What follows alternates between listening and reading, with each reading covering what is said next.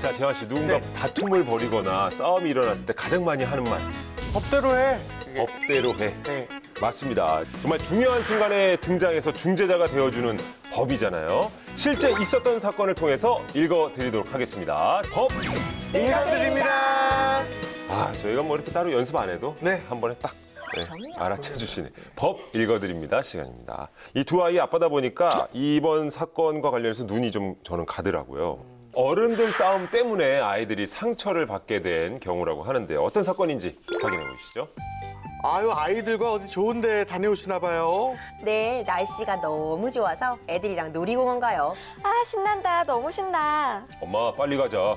가서 맛있는 것도 먹고 놀이기구도 타려면 시간이 없어요, 엄마.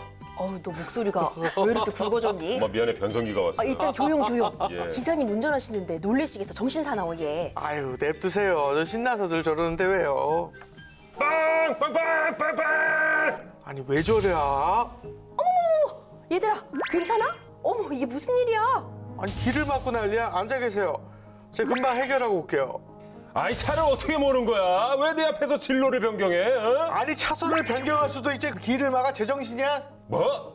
제정신, 내 정신이 어때서? 어?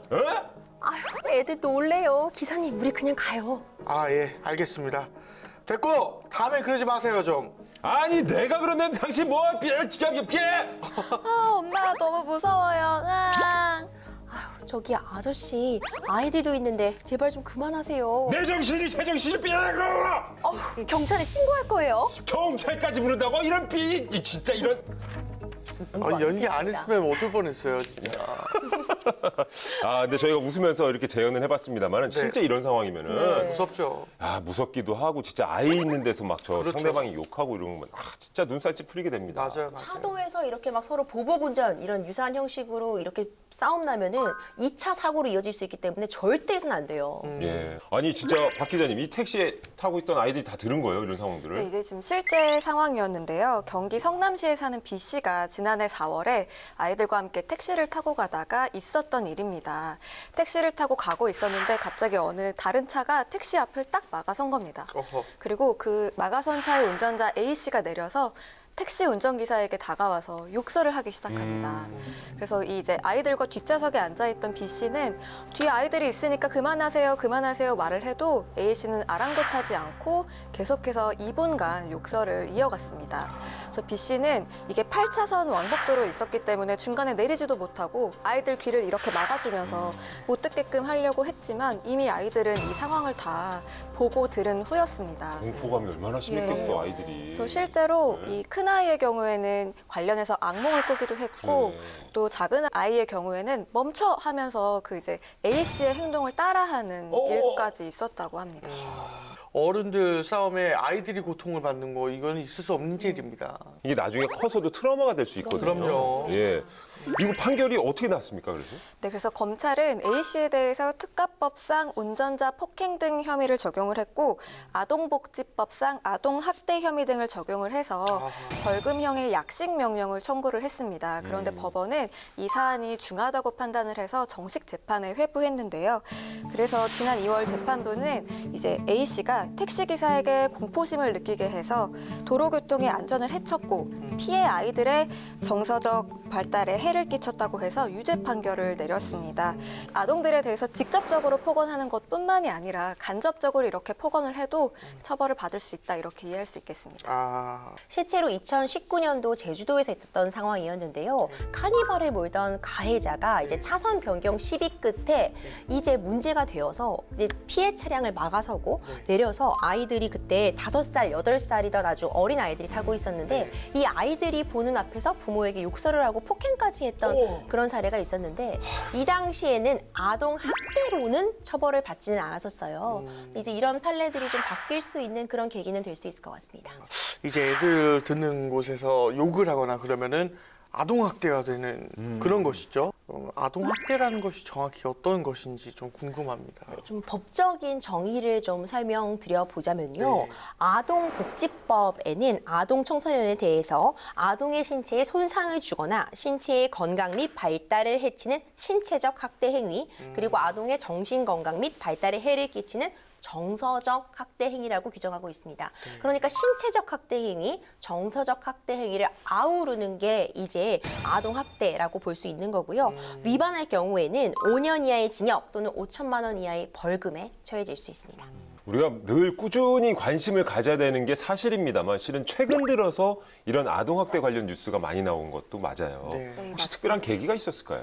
사실 그 2020년 10월에 있었던 정인이 사건 다들 이제 기억을 하실 네. 기억하죠. 텐데요. 네. 생후 16개월 된 아이가 심정지 상태로 병원으로 이송이 됐는데 사망한 사건이었습니다. 아이가 좀 밥을 먹지 않는다는 이유로 아동 학대를 당하다가 사망에 이르게 된 사건이었는데 이 사건을 이제 계기로 좀 시민들의 아동 학대에 대한 민감도가 높아졌고 관련해서 뭐 신고라든지 고소도 좀 늘어났고 이런 처벌 수위도 조금 강화됐다고 이해할 수 있을 것 같습니다. 아동 학대가 줄어들려면 일단 기본적으로 신고가 좀 많아야 될 것 같은데 그 신고가 실제로 좀 많아졌는지 궁금합니다. 네, 보건복지부가 지난해 발간한 아동학대 연차 보고서에 따르면 2021년 기준 아동학대 의심 신고 건수는 5만 4천여 건으로 2020년보다 27.6% 증가했습니다. 그러니까 추세를 보면 5년 동안 꾸준히 증가하고 있다 이렇게 볼 수 있습니다. 다행이네요. 네. 근데 이제 아동학대가 의심은 되지만 또 뭐 아닐 경우에 되려 피해를 당하지 않을까 싶어서 신고를 좀 꺼려하시는 분들도 있는데 네. 아동학대 기준을 이게 어떻게 세우면 좋을지가 좀 난감해요. 맞아요. 말씀해 주신 것처럼 남의 가족 일인데 내가 괜히 끼어드는 거 아닌가 이렇게 사실 꺼려해서 신고를 하기가 좀 어려웠던 것도 현실이거든요. 근데 이제는 신고가 정말 가장 큰 예방이기 때문에 반드시 신고하셔야 됩니다. 그 기준을 좀 말씀드리자면요. 만약 체벌을 포함해서 아이의 몸에 뭐 신체적으로 상처가 났다거나 멍이 났다거나 그런 신체적인 유형력이 행사당한 것 같다고 하면은 무조건 신고해 주셔야 합니다. 신체적인 폭행은 모두 아동학대라고 보시면 되고요. 아이에게 정서적으로 큰 충격을 준 것만으로도 학대다 이렇게 판단하는 경향이 생기고 있는 것 같습니다. 아동학대가 의심되면 아동권리보장원이 제시한 이제 체크리스트를 보는 것 또한 방법입니다. 한 15개 문항 정도가 있는데 제가 예를 들어서 말씀드리면 뭐 아이의 상처를 부모님이 설명을 잘 하지 못한다? 이럴 때 아동학대를 조금 의심해 볼 수가 있고 정말 추운 겨울에 너무너무 얇은 여름 옷을 입고 있다? 이런 것도 사실 조금 의심해 볼 수 있다고 이제 판단을 하고 있습니다.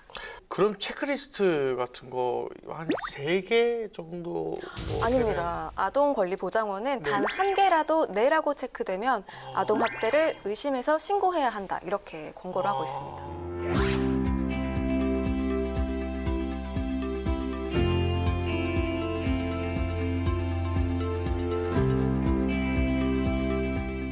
자, 15개 문항 중에 단 한 개만이라도 어긋난다면 신고를 해야 한다. 신고해야 된다.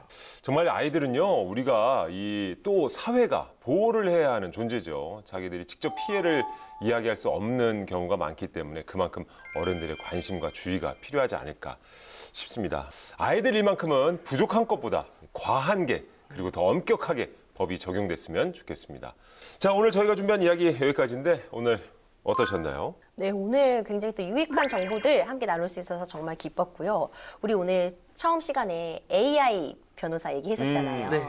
AI 변호사가 등장한다고 해도 또 제가 이렇게 쉽게 설명하는 것만큼 아, 그래. AI 변호사는 잘 못하지 않을까. 일타주에만큼은 못하지. 그럼요. 그건 못 따라갈 거고요. 지원님은 어떠셨는데요? 저는 사실은 오늘 좀 위기감을 느꼈어요.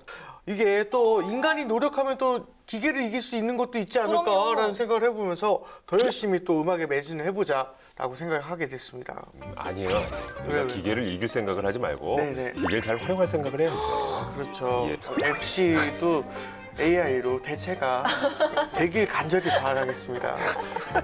이 친구 마음 많이 상했네. 마음 많이 상했네. 알겠습니다. 이렇게 저희가 함께 이제 또 어떻게 보면 팀을 이뤄서 우리들의 법 이야기를 나누고 있는데요. 이제 곧 6월입니다. 2023년이 시작된 게 엊그제 같은데 벌써 반 가까이가 흘렀어요.